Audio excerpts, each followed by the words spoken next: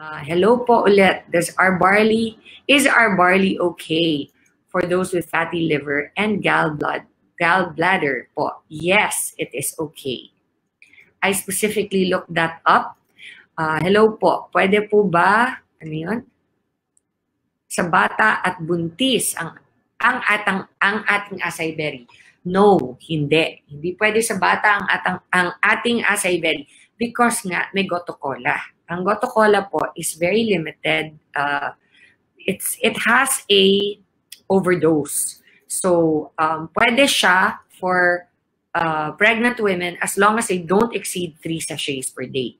Okay? Pwede po ba for diabetic and high blood? Yes, pwede. Because wala naman sugar ang ating acai berry products. Paano po pag mataas ang liver count, Ms. Maritoni? Take your barley. Okay? Your barley 3 times a day will help with your mataas na liver count. Okay, what else? Acai berry okay to those who have goiter? I wouldn't risk it, to be honest. Okay? Better take the barley than the acai berry. Yung mother ko po, diabetes, pwede ba niya inumin sabay ng acai? Yes, pwede. Walang sugar ang ating mga products. Ang sugar content ng products natin is all natural sugars. Okay? So, it does not cause diabetes. How many dose of barley po in acai berry sachet? That is, for 1 sachet, I think it is about 1 gram lang. So, it's very little. That's why you have to take your barley along with it. Pwede po ba sabay sa isang araw ang barley? Of course, pwede. Yes, definitely. In fact, I would suggest you take barley in the morning, acai, and then barley and acai at night. That's what I suggest. Hello po, Ms. Ton. Okay po ba na ipainom sa baby? Of course, pwede. Yan ang purpose ng ating barley. Okay lang po gumamit ng dating TB gumamit ang dating TB ng barley? Yes, definitely. Pwede. Ano pa? Ano pa? Pwede po ba ang acai sa may ulcer or thyroid history? Hindi ako sure. Okay, that's the honest to goodness truth. Kung meron kang pre-existing condition, take barley na lang. What age po recommend ng acai berry? Of course, 18 and above. Okay, kung meron kang gustong bigyan ng acai berry below the age of 18, consult the parent. What illness po or disease ang bawal mag-take ng acai? Na-mention na kanina. I will look it up again and then I will post it for you. Okay? I will post it in the Maritoni Fernandez -barley site so that you can see it. Pwede po ba ang barley sa acidic, high blood, and arthritis? Yes, yes, and yes. But Miss Tony, acai berry helps my very good friend with thyroid po. Hindi siya nakakaramdam ng pagod. Well, there must be something in our acai berry that helps that, but I would still suggest that you take the barley. Yes, barley is pwede for aneurysm. Okay. Hello po ulit. Ang barley natin sa patient. Yes, pwede. Diba? That's already, we already talked about this before. Creatine, actually, the high creatine will be equalized by our barley. The client po ko try 3 boxes 2 times a day. Kaso nag-stop po siya dahil lalo po tumaas platelet ng dugo niya. Bakit? Ituloy niya. Dapat ituloy-tuloy niya para mag-regularize. Yung platelet ng dugo niya, siguro nag-react lang siya because bagong start lang siya mag-take. After biopsy, of course, pwede. Yes, that's what I did also. Pag nag-take po ba ng maintenance, okay lang? Yes, pwede. Pwede mong isabay sa maintenance mo yan. Pwede po ba ang barley sa hemorrhoids? Yes, pwede po. Okay. Pwede po ba sa breastfeeding mom? Ang acai berry, only up to 3 sachets per day. Okay? Okay, what else? Normal lang po ba na di ka makatulog pag inom ng acai berry? Well, it boosts your energy. So, for me, I would not take your acai berry at night. I would take it with lunch and dinner kung medyo matagal ka pa bago matulog. Pero kung iinumin mo and then within 1 or 2 hours matutulog ka na, wag na lang. Mag-barley ka na lang para mahingling pa yung tulog mo. Barley juice or capsules, barley, pareho lang po yan. Pero mas makakatipid ka dahil 3 grams natin in 1 sachet is equivalent to 6 capsules. Pwede po ba ang barley sa heart enlargement at barado pong ugat? Yes, pwede po. In fact, meron po tayong mga FDA studies from the US that it is really good for your heart. Okay? Ano pa po? Meron pa ba? Pwede po ba ang barley natin sa 8-month-old na may sakit sa puso? Yes, pwede po. I know doctors say no, but yes, pwede. I'm already saying that okay lang po ba sa hot water ang barley as long as it's not 100 degrees. Nakapagpapataba? No, hindi siya nakakapagpataba. Only unless there is already a pre-existing condition in your body that it needs to regulate. Basically, kung sobra kang payat, i-regulate niya, magiging ka ng weight. Pag overweight ka, maglulose ka. Kapag may acid reflux, ang acai berry, again, I would prefer that you take the barley. Okay? Or if you really want to take your acai berry, sabayin mo sa barley para to be sure na hindi ka magka-acid reflux. Okay? Ano yan? Message me po. Message you? Masaya ang powder. Ng alin? Pwede po ba ang acai berry sa hemorrhoids? No. Acai berry is for beauty and brains. Pwede po ba ang barley sa may battery sa puso? Yes, pwede. Okay. Ang barley kasi natin, you have to understand, is just like taking a mega dose of vegetables. Okay? But it contains all the micronutrients, the amino acids, everything that your body needs. Pwede po ba nagda-dialysis ang acai berry? I don't see why not. Since it's only for beauty and your brains. Okay. Bakit po wala sa nutritional facts yung 68 micronutrients? Good question, Mark. Okay. Once and for all, asan na ba yung box natin? I'm just going to get, can we have a box of the pure? It's outside, I think. Okay. Let me explain this. Kasi po, ang testing sa Philippines ng FDA is based on the 2,500 calorie intake per day. Okay? And since 1 sachet of our barley does not compute to 2,500 calories per day, it will not be reflected. It does not mean that it is not there. It just means that the system in which our country tests for approval of FDA and SGS, which is basically the alkalinity test, is kung may mga metal ba sa barley natin, all of that.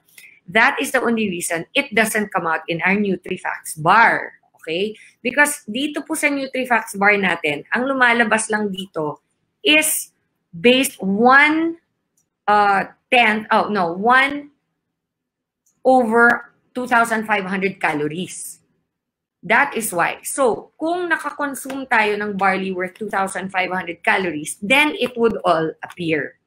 Unfortunately, that is the system in our country. It does not have anything to do with whether or not it actually has it.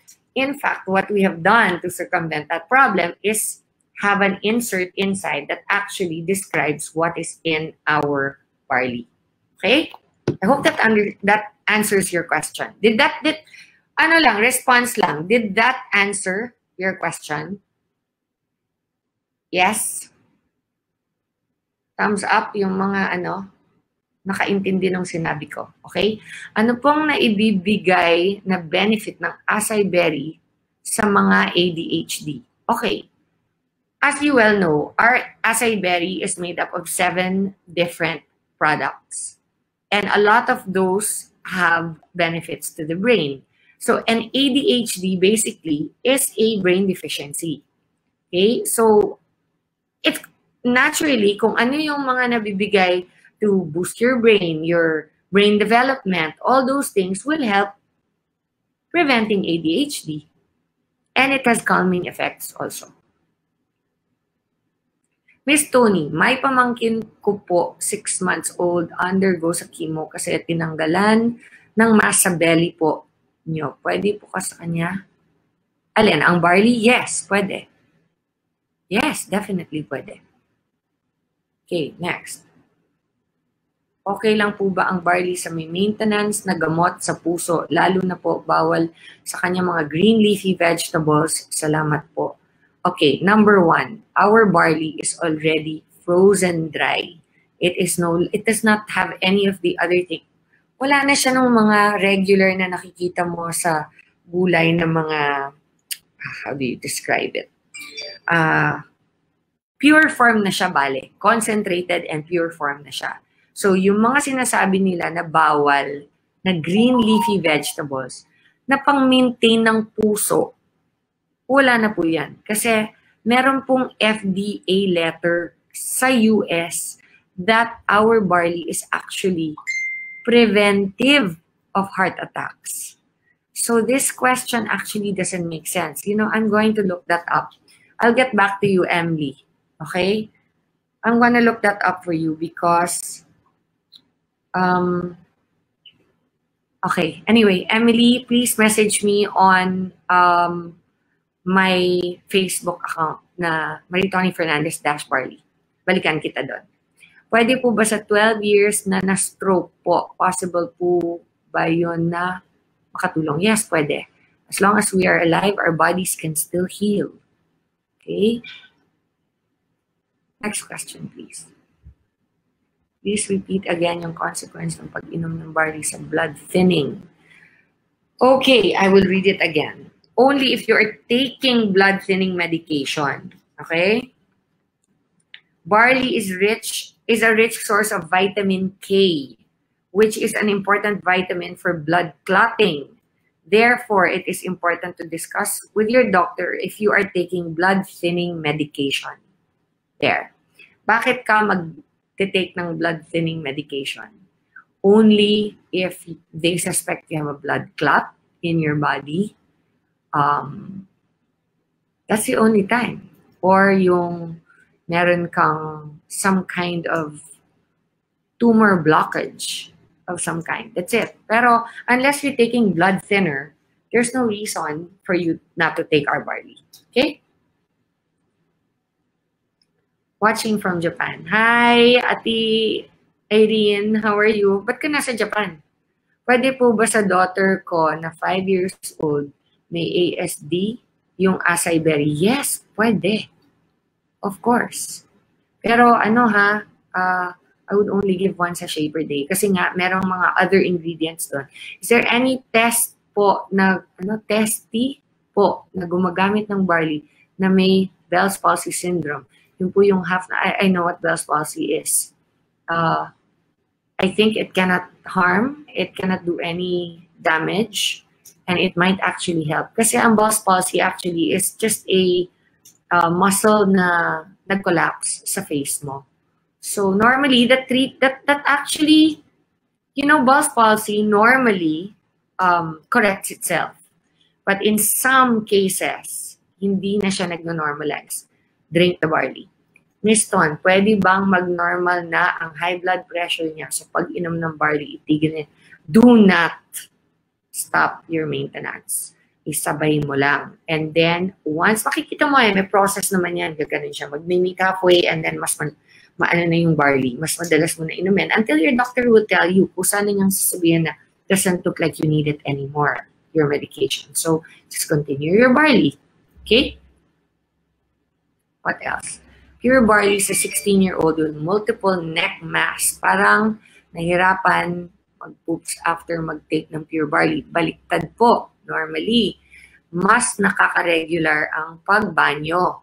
So, ano pa po ba ang mga iniinom niya? Other than the barley, look to other things because barley is very high in fiber. And one of the first effects that most, well, if not all people discover is it prevents constipation. Okay? Amazing evening, Mans Tony. I'm a Yap from Negros. Pwede ba ang acai berry sa senior citizen. Pwede po. Actually, it's good for them because it prevents Alzheimer's. Okay. Next. Wala na. Are we good? Pwede bang barley and acai berry sa meron melasma? I would stick to the barley.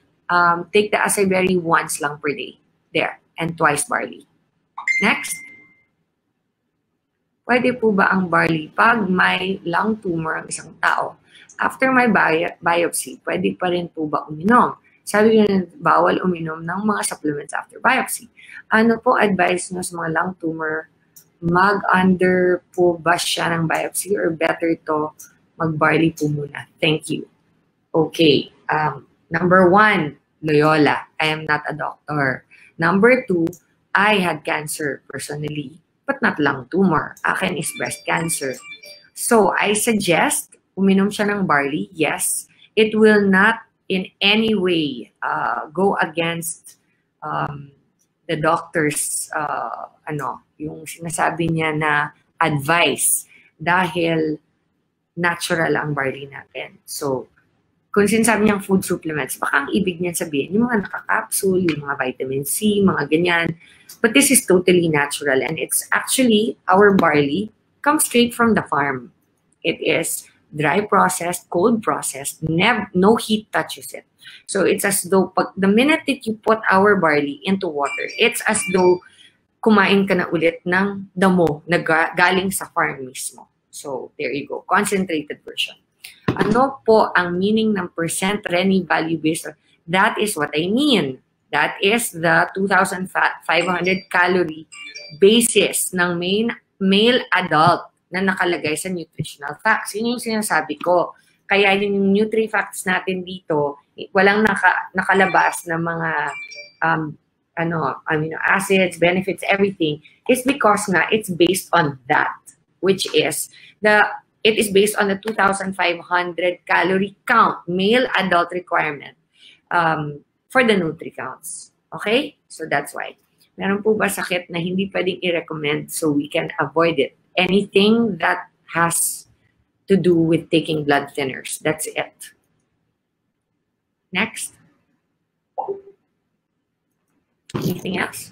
Pwede ba inumin ng may thyroid and fatty liver ang acai berry? You know, like I said, thyroid and fatty liver, the barley can handle. The acai berry, I would stick to just 1 sachet per day, which is more than enough.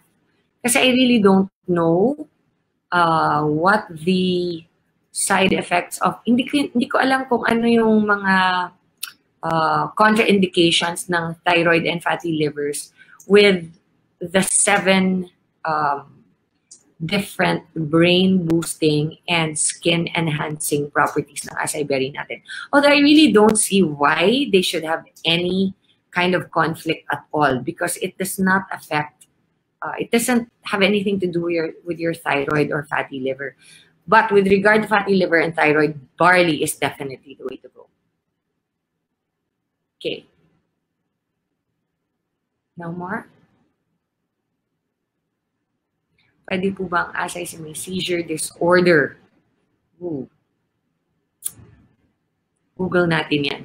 And then balikan kita. Okay. Yes. Thank you so much, Mentor Miss Maritoni. Dami po learning. Thank you din sa inyong lahat. And I'm pregnant po. Ito, meron pang isa. I'm pregnant po. And may mga vitamins din po na sinabi. Hala, hindi ko na makita. Ano yan? Wait. Ayun. Sinabi na dapat ko inumin. But still, nainom din po ako ng barley. As nung, ano po, best time inumin. Ang best time na uminom ng barley natin is first thing in the morning before breakfast and first thing before sleeping at night. Pwede po ba uminom ng night spotting? Yes, pwede. Actually, one of the highest rates of successful testimonies with regard to our barley is pagbubuntis. Okay, so good luck sa'yo, Tiga, Janice. Okay. Eto, Jenilyn Fernandez Mirar. Good evening po. I was diagnosed with breast cancer, 3C PR positive, done. Chemo and radiation just this month. My right breast was diagnosed with invasive carcinoma grade 2. I want to try barley. How often can I drink barley powder in a day? I also have hypertension. Hi, Janelyn. I had pretty much the same thing that you have. Mine was stage 2B, PR positive also. And it was also on my right breast. Mine was ductal carcinoma. So, of course, please try the barley. It will help you a lot, especially if you're going to be going through chemo. How many? I would start with 2 to 3 sachets per day and increase to as many as you can possibly take per day. Slow increase, okay? Yeah, hypertension is not a problem. You can take the barley along with it. Okay? I think that's it, guys. Meron pa ba? I'll take 2 more questions and then I'm going to say goodnight. My friend has diabetes but the doctor told him na wag inumin kasi may sugar ang barley. Wala pong sugar ang barley. Meron natural sugar. It's like pag kumain ka ng apple, di ba? Matamis ang apple. Meron bang sugar ang apple? Ganun lang po yun. Okay?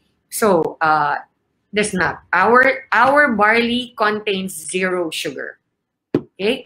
Miss Maritoni, ang nakalagay po sa box ng acai, it's not recommended. Yes, all our products have to have that because it is a requirement of FDA.